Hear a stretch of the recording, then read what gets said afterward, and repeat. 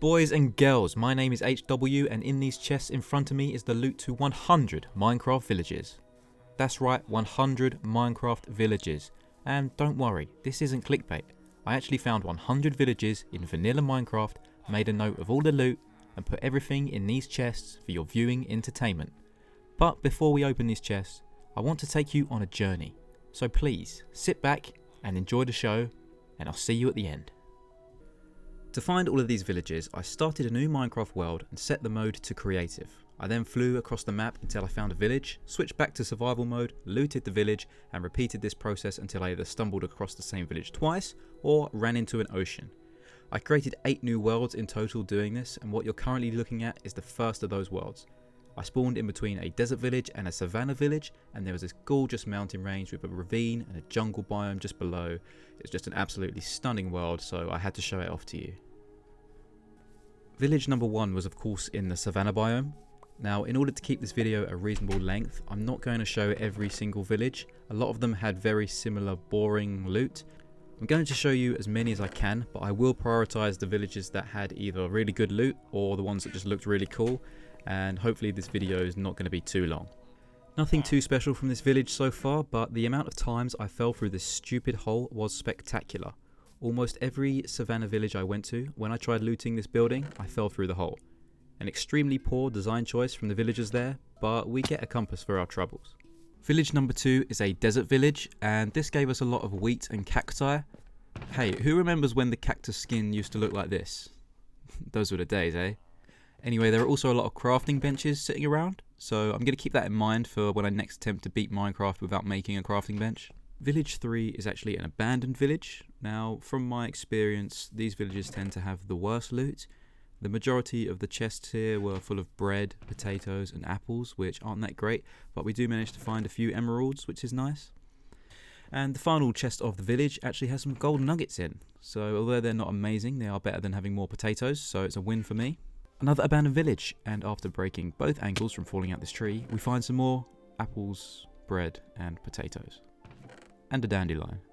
But hey, 2 more emeralds to add to the collection, so I can't complain. As you can see, this is quite a big village with a lot of chests. It took me around 9 to 10 hours of gameplay to find all of these villages, and it was the big ones like these where I spent a lot of time searching all the houses, so you can imagine my relief when I then found village number 5. A normal village, and a relatively small one at that. Here we found precisely 2 chests, the first one containing 2 pieces of bread and some paper, and the second one containing a hell of a lot of apples. There was also this pillager tower nearby, and although I didn't loot it for the video, I still find it absolutely hilarious that the iron golems are locked away. Nice touch, Mojang. Village 6 and 7 had very similar loot, just the standard bread, apples and potatoes, nothing really noteworthy. Village 8 was the first one I found in a snow biome. It was actually an abandoned snow village, and that explains why there was only 1 chest. Here we have village number 9, our first village in a dark wood forest biome, and I must say, this is the worst chest I have ever seen. Villages 10 and 11 were also in dark forest biomes, and we start getting some pretty nice loot. Diamond horse armor, an iron pickaxe, an iron sword, some iron ingots, and of course iron armor. We even get some obsidian. Now, out of all of the different villages I looted, these dark forest ones had by far the best loot. Just from these 2 villages alone, I basically had a full iron setup with enough iron ingots to craft any of the missing tools or armor. But our luck had to run out soon enough, and the last 2 chests were just pretty normal chests. The next 3 villages we came across were pretty normal. This one was obviously an abandoned village, and there was nothing too special about the loot. Whilst we're searching for the next village, I thought we'd take a quick look at the village loot tables.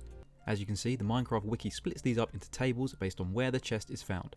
There are also some small differences between the Bedrock edition and Java version of Minecraft, but we won't be covering that in this video. So, for example, the possible loot in a village plains house is shown on screen now. We can see that potatoes, apples and bread all have a 74.2% chance of spawning, which seems about right. But what is the rarest item, I hear you ask? Diamonds? Obsidian? Nope, it's actually horse armor. And we've already found the diamond horse armor. You have a 5.7% chance of finding them in a weaponsmith chest, and obviously not every village has a weaponsmith, so the odds of finding these are actually less than 1 in 17. But enough of that now, we've just found village number 15. We're in a normal plain biome, so let's see if that drop table still holds true. Yep, yeah, it definitely does. Villages 16, 17 and 18 were almost identical. They had a chest that looked like this and not much else. Village number 19 was a lot better, 4 emeralds to accompany the usual suspects. We also found a weaponsmith and claimed ourselves some lovely new shiny shoes. I opened the last chest and was surprised to see 3 saddles. In all the time I've played Minecraft, I don't think I've ever seen a 3 saddle chest. Villages 20 and 21 were fairly nearby. They each had a couple of chests and they topped us up with more apples and bread. This is Village 22. Village 22 was built on top of a hole and I tried my hardest not to fall in said hole. The chest was below average and despite my best efforts I still fell into the hole. We're now on a new world. This is Village 23 and you know what they say? An apple a day keeps the creepers away. Back to the Darkwood Forest for village number 24. Remember earlier when I said most of these villages had far superior loot to normal villages? Yeah, well this isn't one of them. Villages 25 through 27 were again all very similar. This chest was the best of the bunch and as you can see we got a few more emeralds, which is always welcome. Village 28, and I've started actively seeking villages that aren't in the normal plains biome. My efforts were rewarded with this iron pickaxe. And then something funny happened. I tried to open this door and accidentally clicked on a villager. It then instantly traded me an iron axe. Now iron axes do not spawn in village chests normally, but I am going to include this in the loot at the end because the emeralds I used for the trade were from another village. I know I said I was actively avoiding plains villages, but if I saw one, I still looted it. The next 2 villages were in plain biomes, and the loot was actually not too bad. Here we are at village 31. Now 31 is my new lucky number, because this is the best chest I've ever opened in this game. 3 diamonds, 4 iron, 2 gold, an iron chestplate, and an iron helmet. Absolutely amazing. And of course we didn't stop there, we also found another chest with 4 more iron ingots, some iron boots and another iron chestplate. We then stumbled upon this small village with only 3 houses, but the chest didn't disappoint, more of the good stuff. I started a new world and spawned right next to village 33. This was a big village and I managed to find 4 chests. It even had a weaponsmith and within 30 seconds of this new world I had an iron chestplate. Villages 34 and 35 were both in a snowy Darkwood Forest biome. Wow, that's a mouthful. I did not know that pumpkin pies were a thing until I opened this chest. Another good chest from my boy the weaponsmith in village 36. The further I got into my village looting journey, the more efficient I became. I learned which buildings had chests and where the chests were in those buildings. This sped things up considerably as I would not be wasting time looking in buildings that never spawned chests. Also, whilst filming this, I discovered a hidden secret that not many people know about. Underground villages. Now, if you go to a normal village and... oh look, a diamond! Wait, what was I saying? I can't remember. Okay, it probably wasn't important anyway. Village 40 was the most boring village in the world, and Village 41 was the second most boring village in the world. It was raining when we got to Village 42, and when I opened this chest to find 3 loaves of bread, I could see why. Look mum, I did it! I finally found a village that wasn't in a plains biome. I must say though, I'm not a huge fan of these savannah villages. A lot of the chests seem to be filled with these useless things like grass and saplings, but we do find a bucket, which is always nice. The next 2 villages were severely underwhelming, so let's just skip through this. This savannah village was on top of a hill. Hey, do you remember earlier when I said about grass and saplings? Yeah. Village 48 is our second desert village so far. A little known fact about Minecraft is that it's impossible to starve in a desert, because of all the sand which is there. I'll see myself out. Villages 49, 50 and 51 were all normal plains biome villages. The overall loot was okay. We got a lot of bread and apples, some emeralds and a few saddles. Back to a desert biome for village 52. Just a normal chest, but we are treated to 3 shiny emeralds. Village 53 was pretty cool. There was a single house on top of the mountain which had some quite nice loot, and the rest of the village was below. There was even a pathway going up to the mountain, like anyone would ever be able to climb that. The next 3 villages were pretty boring. This was probably the best chest, and that's really saying something. Now we're at village 57, and would you look at that chest? This is a stacked chest. This is why I said that these Darkwood Forest villages are supreme. Village 58 had no chests. And over the next 3 villages, this was the best chest by far. Village 62 was unique. I mean, it looked like a bomb had gone off, and the loot wasn't that great either. Village 63 deserves a special shout out.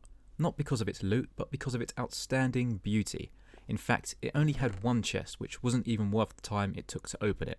There were 2 farms on top of the mountain which caused 2 magnificent waterfalls to cascade down the face of the cliff. 10 out of 10 village would live here in real life. Village 64 was a weird one. A desert next to a load of ice. Not too sure how that works. Unfortunately, there was nothing unusual about the loot. Villages 65 and 66 were both in savanna biomes. We got a nice amount of emeralds from the first chest, but the rest of them consisted of seeds, grass and saplings. And just to save some time, here are the best chests from the next few villages.